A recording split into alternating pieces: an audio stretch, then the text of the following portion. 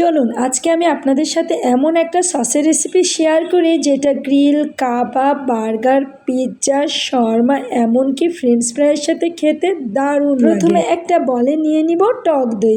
যে পরিমাণ বানাবেন সেই পরিমাণ টক দই নেবেন। এখানে আমি 2 টেবিল চামচ টক দই নিয়ে এটাকে ভালো করে ফেটিয়ে নিব। সাথে করে নিয়ে নিব 1 টেবিল চামচ চিনি, নিয়ে নিব 1 চা চামচ ধনিয়া এবং কাঁচামরিচের পেস্ট, নিয়ে নিব 1 টেবিল চামচ টমেটো সস, নিয়ে নিব 1/2 চা চামচ গোলমরিচের গুঁড়া। এখন সবকিছু একসাথে ভালো করে ফেটিয়ে নিব। তো ফেটানো হয়ে গিয়েছে আর সসের ঘনত্বটা এমনই থাকবে। দেখেন কতটা লোভনীয় লাগছে, খেতেও কিন্তু দারুণ হয়েছিল। আর এই সসটা বানিয়ে আপনারা নর্মাল ফ্রিজে 1 সপ্তাহের জন্য স্টোর করে রাখতে পারেন। তো আমি আজকে যেহেতু গ্রিল বানিয়েছি, গ্রিলের সাথে এই সসটা পরিবেশন করব। খেতে দারুণ হয়েছিল, বাসায় সবাই খুবই পছন্দ করে খেয়েছিল। আপনারা বাসায় অবশ্যই একবার হলেও এই সসটা ট্রাই করবেন, আশা করি ভালো লাগবে। আর সসটা ট্রাই করার পরে কেমন হয়েছিল আমাকে অবশ্যই কমেন্টস করে জানাবেন। আজকে এখানেই বিদায় নিচ্ছি, আল্লাহ হাফেজ।